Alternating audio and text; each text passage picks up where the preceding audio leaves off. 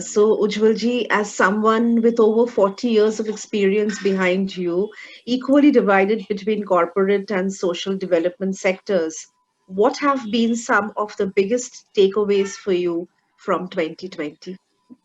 2020, if, I mean, if you're talking in the context of the pandemic, and that's all there was in 2020, I think both the corporate sector and the NGO sector responded. The case for NGO sector pivoting was even tougher than for the corporate sector. Because one of the challenges which the NGO sector has, and is that there is no liquidity, there's no corpus, there's no money.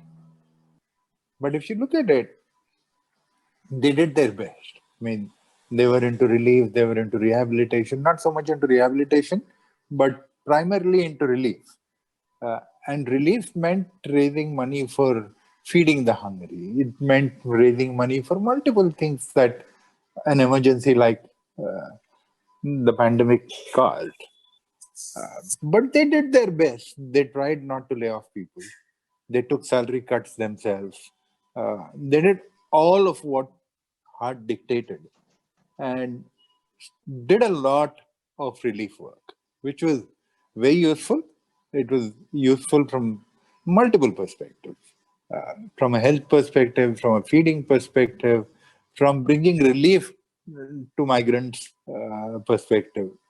And in many different ways, they took the challenge and actually implemented. But the copybook was a little sullied by job losses, pay cuts, and things like that. Uh, that did happen. And for corporates, I mean, it's everyday life for them. If things are not going right, then they have to take action. So there have been lots of job losses, and that's going to affect the economy in the future. When we talk about how things can change, we'll talk about that. Uh, but the short answer to your question is that both sectors responded.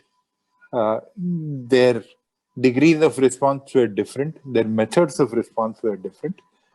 But today, if there is relative harmony in the country, it is because of the work of both these sectors and the government. Of course, I'm not discounting the government's work. The government also rose to the challenge and did a lot. You can always criticize all sectors for saying they didn't do.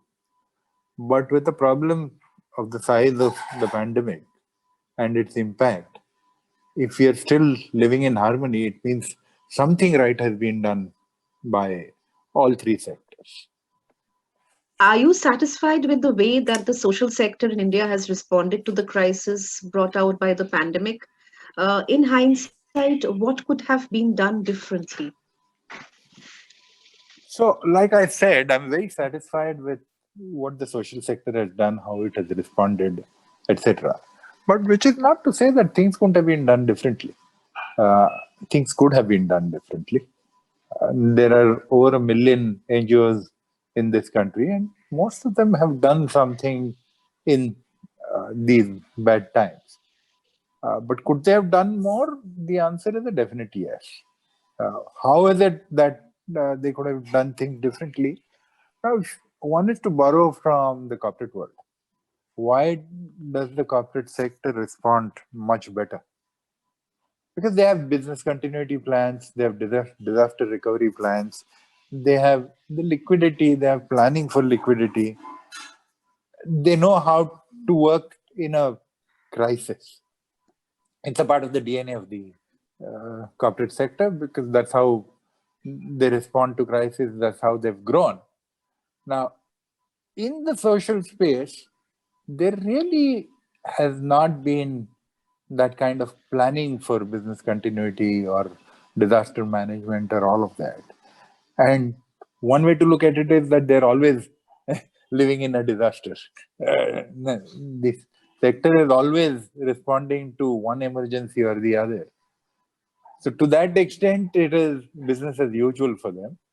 But there are things to be learned. For example, how do you shore up liquidity in a bad time? Do you have a corpus? Now, 95% of the NGOs in this country don't have a corpus. And why don't they have a corpus? I mean, there are multiple answers to this, but one of the answers, and I'll talk about it later, is that the philanthropic community or the CSR community doesn't trust them. What is it that stops each one of you giving donations to NGOs, having a part of it for future needs or for the corpus, 5 to 10% of that? So that when an emergency like this comes, their ability to respond is much better. And make no mistakes about it, that there is a need for social action in any emergency. Whatever, I mean, may be man-made disaster, it may be a health disaster, it may be whatever else. The guys to first come up and respond are usually the social sector. I mean, I'm not discounting the role of governments. Governments do respond, but they have their bureaucratic delays and they have their processes and they have their procedures, which doesn't make them as nimble as the social sector. So that's what the social sector does, and it should be recognized for that. Unfortunately, the social sector is treated as a pariah. The both the corporate world and the government don't really fully trust the NGO sector for whatever reason, historical, otherwise. The natural friction between the three sectors, which is a healthy friction, I mean, which is what is needed. But the truth is, there is codependence between the three sectors. There is interdependence, and they need to recognize that all three parts are equally important. I mean, the bazaar, the sarkar, and the community, they're all very important. So that recognition needs to come from everyone. And as far as the NGO sector is concerned, I told you that they need to plan they need to plan, period. 90% of them don't plan.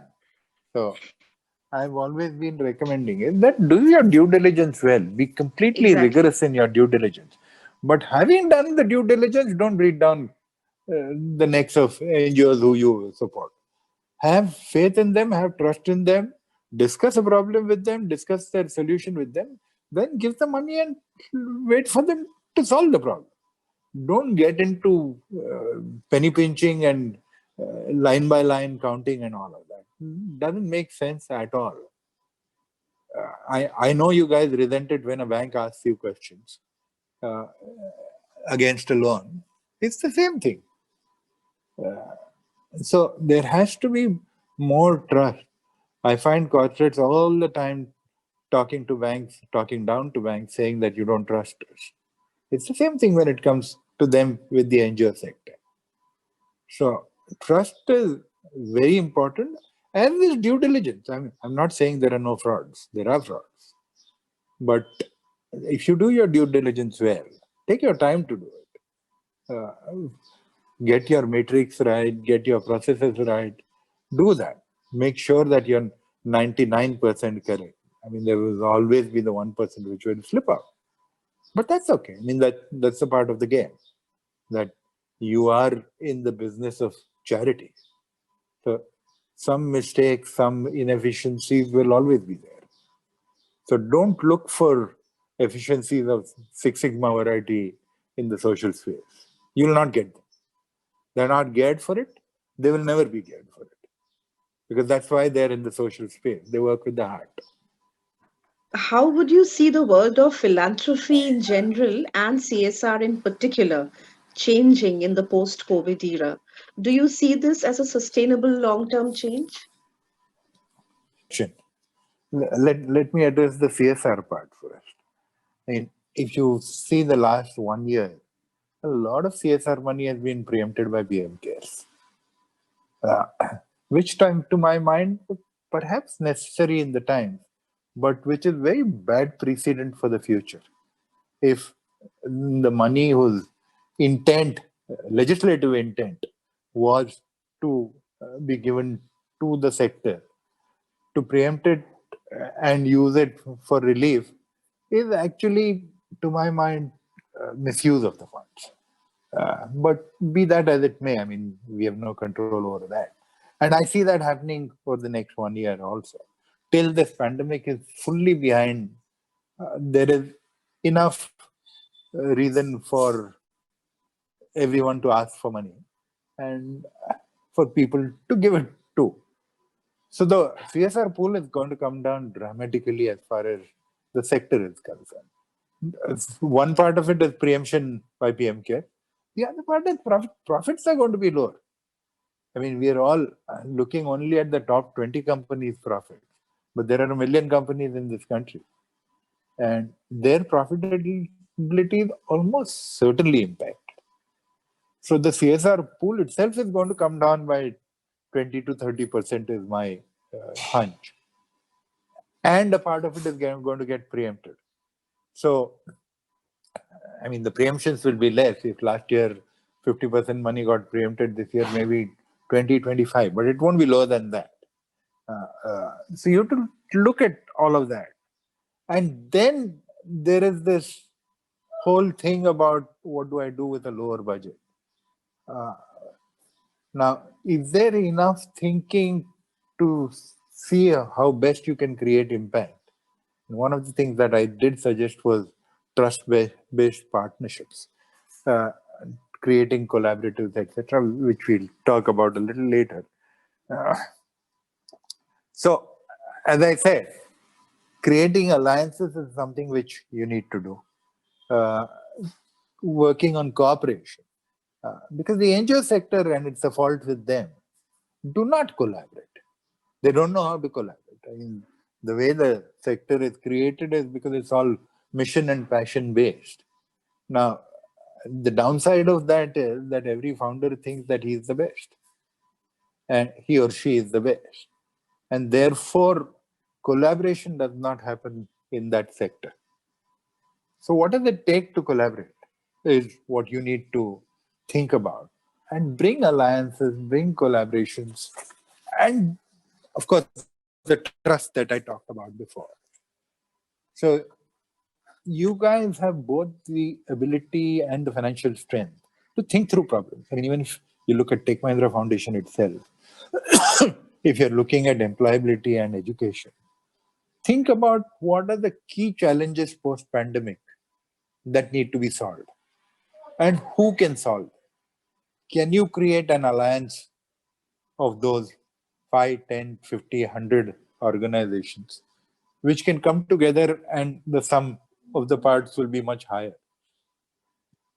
And can you then encourage them to solve common problems? Working on collaboration, working on creating alliances, working between foundations. What is to stop an APPI and a Tech Mahindra Foundation and an HCL Foundation to come together and say, we will solve the digital problem? In all of you are in that space, you understand it. So it is necessary on both sides. In a lighter vein, don't take yourself too seriously. You guys play a role, a catalytic role. So Right.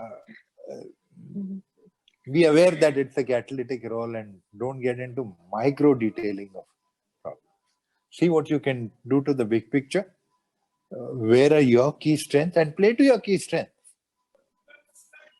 Now, coming specifically to education, the space that you have been most associated with, and one which has perhaps been hit the hardest in the pandemic, how do you see the education sector in 2021 and beyond?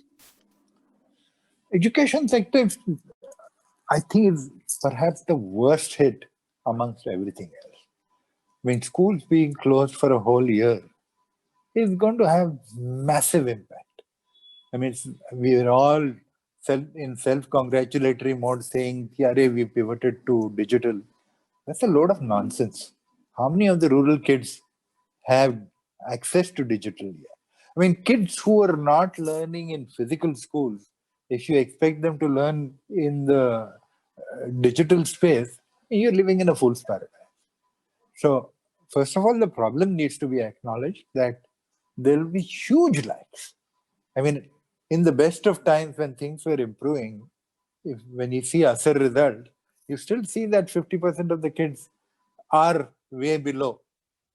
And that is only going to get worse in the next 12 months or 18 months or 24 months. The dropout rate is going to be much higher because kids have now got used not to going to school, not doing anything else. There's that huge resistance. The parents themselves are in financial difficulty. So challenges of just getting children back into school and getting them there, we've actually gone back a decade. I mean, you will have to look at it in the same way that you did in the 90s, the early parts of this millennium, to ensure that there is children are in school, the attendance is good, there's all of that.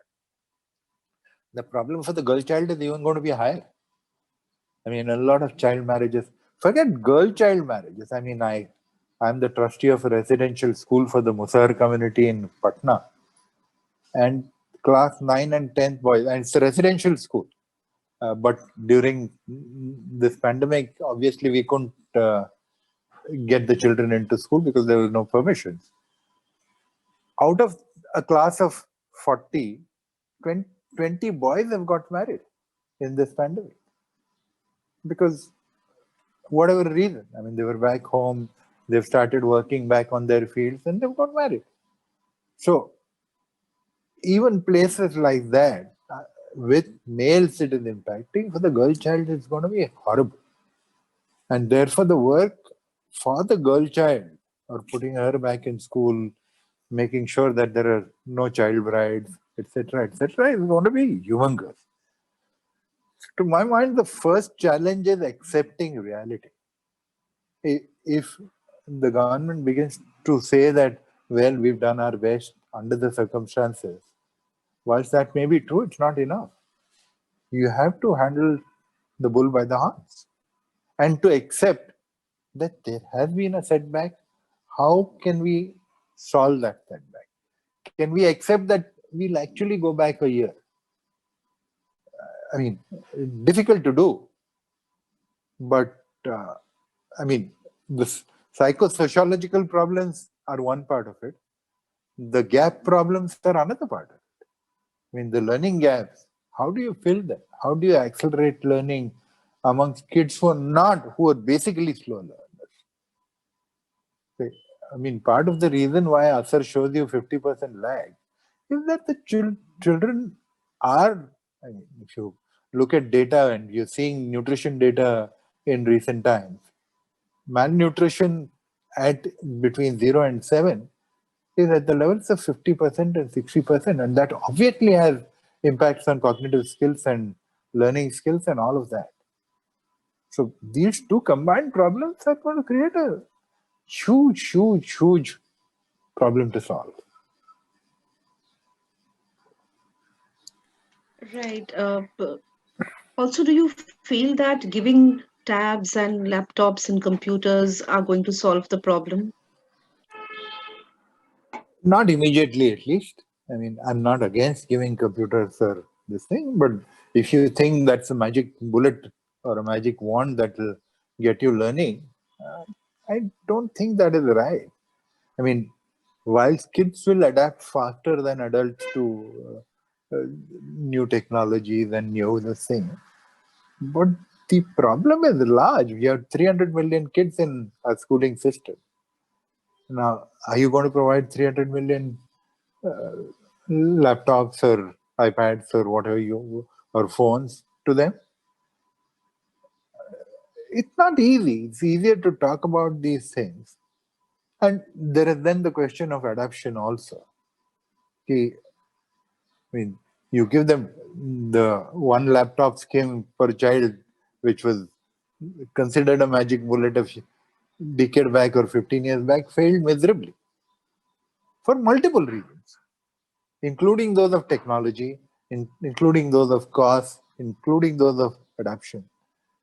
So whilst I think tech and all of that is important, it is not the solution. And if you delude yourself that that is the big solution today, then there's going to be a problem on hand. Today, the physical world solutions are more important, if you ask me. Right. Finally, what is your message for youngsters who are contemplating a career in the social sector in this point in time? Why are you restricting it to the social sector? This is my advice to all youngsters. Right. Get into the reality of India. It's when I was a kid, and this is a long time back, we were in a scarcity economy. I remember when I joined the State Bank of India for my first job as a probationary officer. Every one of 300 of us wanted to retire as the chairman of State Bank of India. We couldn't think of anything beyond the job that we had got. That we were so delighted that we had a job, and in a job with an institution as big as the State Bank of India, that we just couldn't imagine. So our risk-taking and that is because opportunities in the environment were not there. Unemployment rates were extremely high. The economy was floundering, all of that. So the ability to take risks was zero. If you got a job, you were lucky. The whole intent was to preserve that job. And I'm saying I joined as an officer, but it was the same for somebody who joined as a clerk. So those times have changed. Today, things are far more, the conditions are far better. Youth of this country can take risks. What is to prevent each and every youth to committing 3 to 5 years of their life to solve the problems of real India? It could be through sabbaticals, it could be through CSR wings of the company, doing things like that. So I'm saying, be risk takers is my advice to youth, that you have the ability to take risks because of the investments made by past generations. The economy has come up from where it was. There's not a doubt, and everyone is responsible. Industry has contributed to it, governments have contributed to it, everyone has contributed to it. So make the most of it. Don't be influenced by what your parents tell you, because they still come from my generation of risk averse and scarcity economies. So think creatively, be innovative, take risks, understand the real India, and believe in yourself. That is my core advice to you. And I do believe that the youth is the real future of this country. And we have a big pool of them. Our average age of this country is 28 or 29. Yeah. So you have to look at the youth. And one of the things I would strongly recommend to you is that support youth organizations or organizations that are building youth leadership or things like that. Make that a part of your agenda, because that is your solution. Now you created enough solutions in the children's education space for the government to take them on. The next big thing is youth, and that's where attention is necessary. So I'd strongly urge Tech Mahindra Foundation and others to give a part of their corpus or annual contribution to youth development. I know employability is a part of that, but employability is not the only part. There is a larger part to youth development.